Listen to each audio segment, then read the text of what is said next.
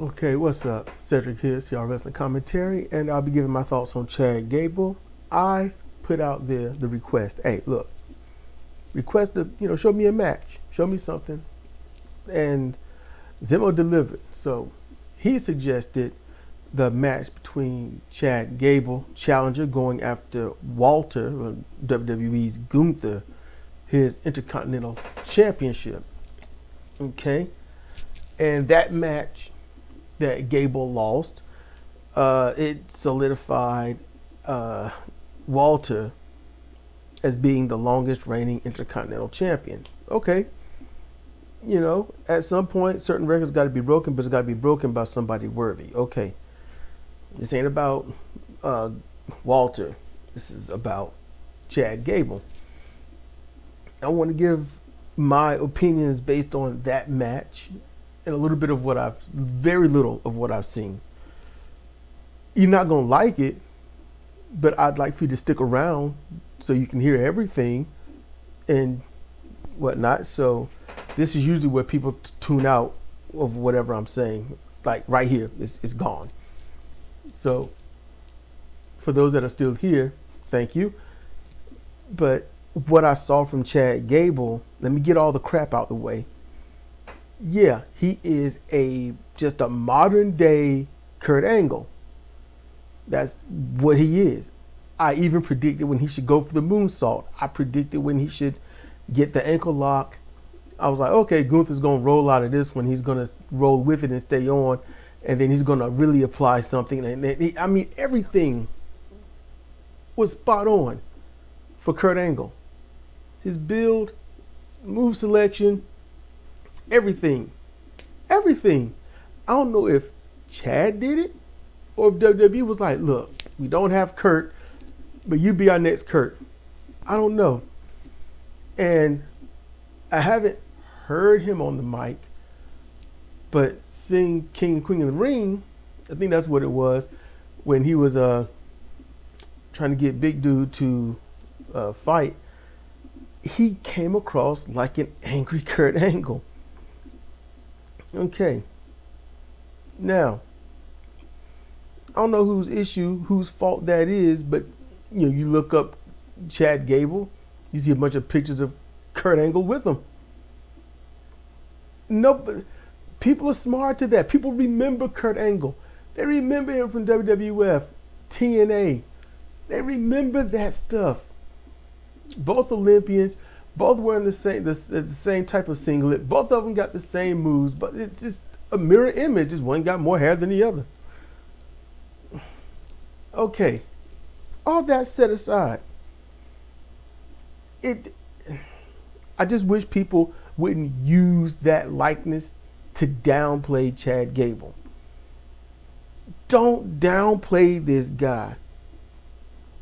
I decided to look up his championships and accomplishments on Wiki. Now, from what I've seen of him, I'll tell you right now, WWE isn't using him to his greatest potential. And I see that he's only won tag titles in WWE. That lets me know how they feel about him. Now, if they made him do all this Kurt Angle stuff and gave him that repertoire and stuff, they kayfabe themselves and look outright stupid. You don't get two wrestlers in the ring, schedule one to lose, and then tell the loser they can't do anything because they lost. That is the absolute markest thing that can be done in a promotion. So, what I saw from Chad Gable in that match, and I even saw it in that that three-way dance match. This guy's a workhorse. This guy make you feel in the ring. He will make you feel for him in that ring. He helped tell a story. He showed, I shouldn't do this. No, I'm going to do it anyway. You can see from his in-ring performance, his thoughts as he goes along. That's not something you get to see every day.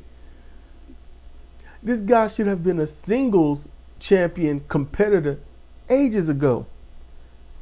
And truth be told, going on that level of work in the ring, because it's consistent last year, this year. Honestly, why is he not one of the top heels? Is it because they gave him such a flunky level gimmick and storyline that he can't rise?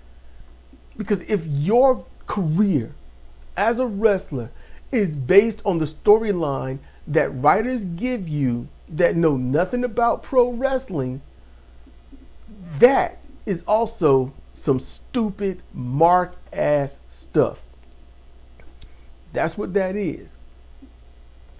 You look at this guy and you say, that guy can go.